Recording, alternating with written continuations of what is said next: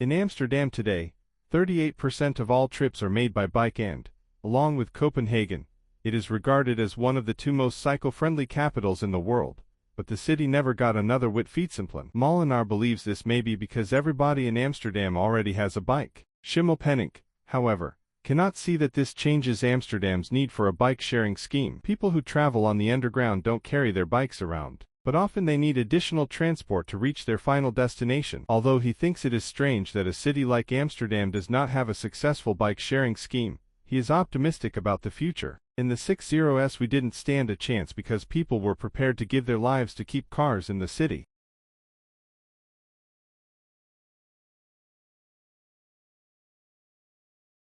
The philosophy behind this talent search is that ability is innate, that it can be diagnosed with considerable accuracy, and that it is worth cultivating. In America, bright children are ranked as moderately, highly, exceptionally, and profoundly gifted. The only chance to influence innate ability is thought to be in the womb or the first couple of years of life. Hence the fad for teaching aids such as videos and flashcards for newborns, and whale sounds on tape which a pregnant mother can strap to her belly.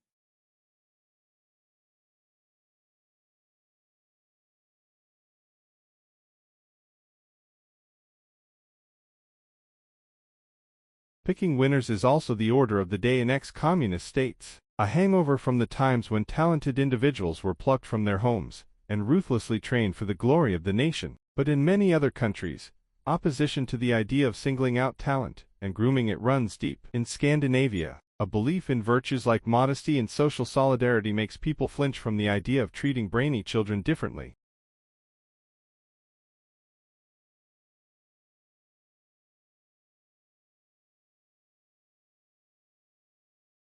Research has shown that laughter is more than just a person's voice and movement and that it requires the coordination of many muscles throughout the body.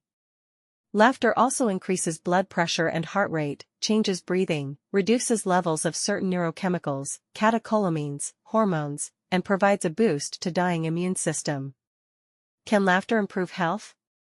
It may be a good way for people to relax, because muscle tension is reduced after laughing. Human tests have found some evidence that humorous videos and tapes can reduce feelings of pain, prevent negative stress reactions, and boost the brain's biological battle against infection.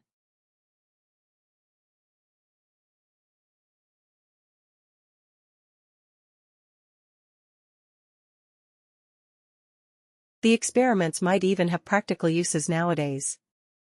There are plenty of places around the globe where people have no access to heavy machinery, but do know how to deal with wind, sailing, and basic mechanical principles. Garib has already been contacted by a civil engineer in Nicaragua, who wants to put up buildings with adobe roofs supported by concrete arches on a site that heavy equipment can't reach. His idea is to build the arches horizontally, then lift them into place using kites.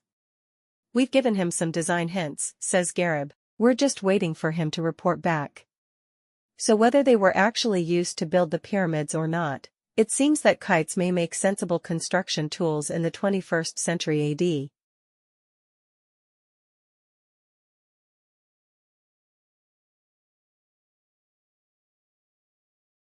For more than 2 millennia, the articulation and cultivation of joy were at the center of Jewish and Christian scripture, theology, and practices, an articulation and cultivation that in turn was grounded in and evolved over centuries of lived human experience, observation, and discernment. Berner, citation 2015, Wolf and Crisp, citation 2015. Notwithstanding the importance of joy to human well-being and the deep, ancient religious foundations for understanding and cultivating joy, the very idea of joy has all but disappeared from modern theological reflection, is all but ignored by the social sciences, and is increasingly absent from lived experience.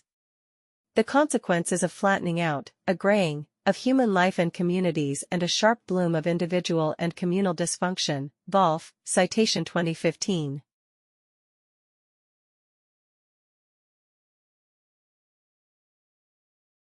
Of course, many factors sculpt our personalities. Some of it is influenced by our genes. Formative experiences play a huge role, so do the people we hang out with, and ultimately the roles we take on in life, whether at work or in the family. Amidst all these dynamics, it's easy to forget the part played by our names, a highly personal influence imposed on us from birth and that usually stays with us through life, unless we go to the trouble of changing it. As Gordon Allport, one of the founders of personality psychology, put it in 1961, the most important anchorage to our self-identity throughout life remains our own name.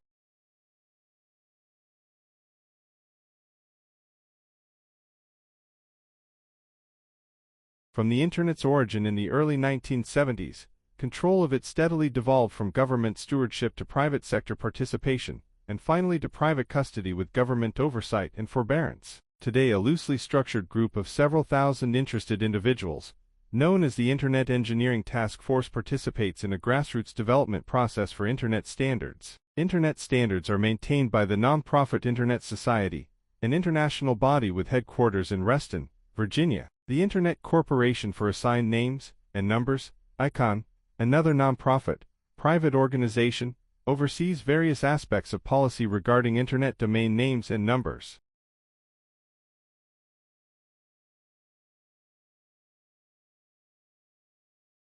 While the precise structure of the future Internet is not yet clear, many directions of growth seem apparent. One is toward higher backbone and network access speeds. Backbone data rates of 100 billion bits, 100 gigabits, per second are readily available today, but data rates of 1 trillion bits, 1 terabit, per second or higher will eventually become commercially feasible. If the development of computer hardware, software, applications, and local access keeps pace, it may be possible for users to access networks at speeds of 100 gigabits per second. At such data rates, high-resolution video, indeed, multiple video streams, would occupy only a small fraction of available bandwidth.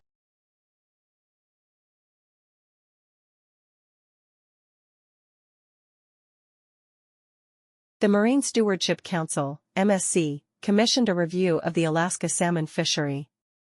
The council, which was founded in 19%, certifies fisheries that meet high environmental standards, enabling them to use a label that recognizes their environmental responsibility. The MSC has established a set of criteria by which commercial fisheries can be judged. Recognizing the potential benefits of being identified as environmentally responsible, fisheries approach the council requesting to undergo certification UN process. The MSC then appoints a certification committee, composed of a panel of fisheries experts, which gathers information and opinions from fishermen, biologists, government officials, industry representatives, non-governmental organizations, and others.